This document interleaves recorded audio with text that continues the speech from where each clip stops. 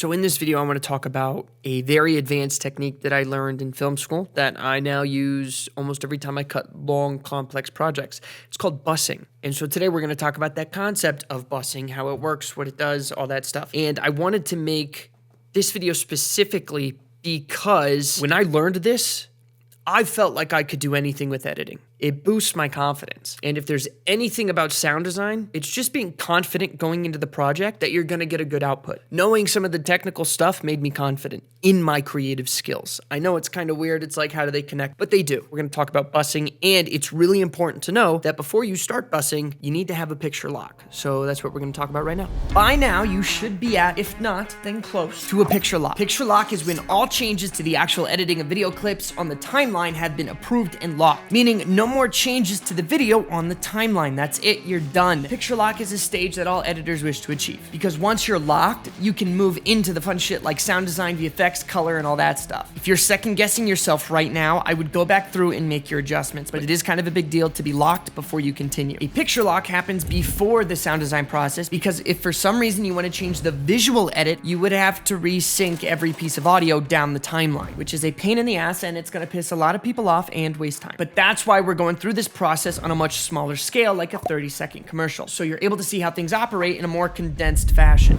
Now, if you're like, what the heck is he talking about? You're missing some context. This video is part of a longer kind of span of videos that talk about the video editing on a Nike commercial. And if you want to download all of the assets, meaning the raw files to the Nike commercial, the actual footage, the presets, the assets, all of that stuff for absolutely free, and follow along in this episodic series, you can click the video in the description below. That's gonna walk you through everything that you need to download from step 1 to step 100. It's like a film school for video editing. I haven't seen anything like it. Check the description below for more details. So now it's time we walk through the basics of mixing and leveling. A properly balanced and leveled soundtrack will create life in your video. The reason you go through and level your sounds is so the viewer hears what they're supposed to hear when they're supposed to hear it. Balancing ensures the dialogue isn't overpowered by the music, that ambience is loud enough to make the video realistic, and that the sound effects don't blow your damn ears out. This is a crucial part of the storytelling process. If your audience is unable to hear a critical part of the story, they may lack the information necessary to follow along. During the leveling process, you want to make sure all the dialogue, the music, the Foley, and the sound effects are all properly leveled in relation to each other. Frequently asked question I get is, how do you know what level each sound is supposed to be mixed at? The short answer is you don't right off the bat. The long answer is you have to figure it out because every project is different. So with time in the project, you'll be able to develop your own listening and leveling style and be able to discover what you think sounds best and at what level it sounds best at. Before we get into it, let's break down the tools you're going to be using today. The first tool is your audio track mixer. If you don't see your audio track mixer, go to Window,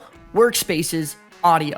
If you still don't see it, go to Window, Audio Track Mixer. The Audio Track Mixer is probably one of the most overlooked pieces in post-production. It allows you to control the tracks that contain the audio clips. So each track here corresponds with each track here. If I apply an effect in this track up here, it will apply the effect to every single clip on that track in the timeline. The reason you do this is to save time. Instead of copying and pasting the same audio effect on multiple clips, you apply one effect to the track itself, which will apply the same effect to every clip on that track. For example, if I wanted to do a vocal enhancer for every piece of dialogue, but it's all cut up, instead of literally copy and pasting the effect on every clip, I would go up here and apply the same effect, but on the track mixer itself. This saves a lot of time. Now, that's not the only way you can use the track mixer. You can actually get really creative in the track mixer using a technique called bussing. For example, yes, you can apply an effect to a track in the track mixer, but what if your situation calls for similar audio clips that are on different tracks and all need the same effect applied to them? You can apply an effect to every single track in the track mixer, but that'll get messy real quick and you'll lose organization. I use bussing. To explain bussing, think of what a bus does. It picks up people from different places and takes all of those people to the same place. What a bus does in this case is it picks up all of our tracks and sends them to a new track. We take all of the tracks with similar audio clips in them and we bus them to one newly created track called a submix. This submix mixes all of these tracks together. And with this submix, we can now control any and all sounds or tracks that are bussed here. here. We can place effects on and level this submix, which will affect all of those tracks and all of those clips on all of those tracks. Now, that doesn't mean you shouldn't edit each clip individually. You can, but now that we've introduced busing, we've created a hierarchy of sound editing, meaning if you want to make adjustments to your sounds, first ask yourself if what you want to do can be done in the submix. If the submix affects too many tracks, that's when I would affect each track individually. And if you don't want to adjust the tracks and you just want to adjust an individual sound, that's when I would go into my individual clips on the timeline and apply an effect. So you would process your submixes for overall general adjustments, and then you would work your way down to the individual tracks and then the individual clips. This is how I like to level and mix my sound, especially on larger projects where there's hundreds of tracks and thousands of audio clips. Now,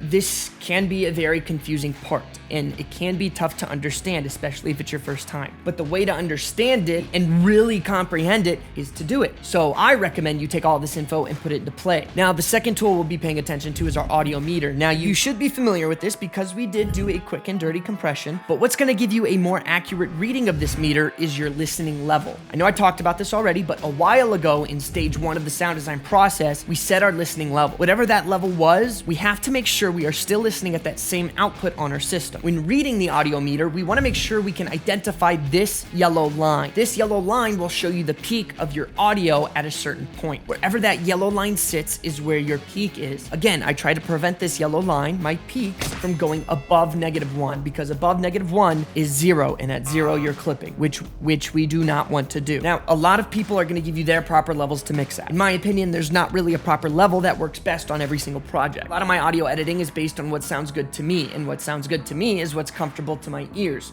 So that's why a comfortable listening level is important. I'm going to break down the different decibel levels for different sounds of this project a little later, but for now, I just wanted to remind you of and focus on the basics. I just remember learning this in film school and being like, what the hell is he talking about? I feel stupid. Why the hell am I here? So this is a very advanced thing that you're not going to do for every TikTok or every short form reel, because now it's 2024 by the time I'm making this video. But I still think it's an important concept, because you can take some of the things from that and apply it to those projects that you are cutting. If you like this video, hit the bell, do all the shit that people tell you to do. Next week, I'll be dropping another episode that shows us how to actually do the thing, meaning we're going to go click by click next week. So if you don't want to watch it, you won't be there. But if you do, I'll see you in the next one.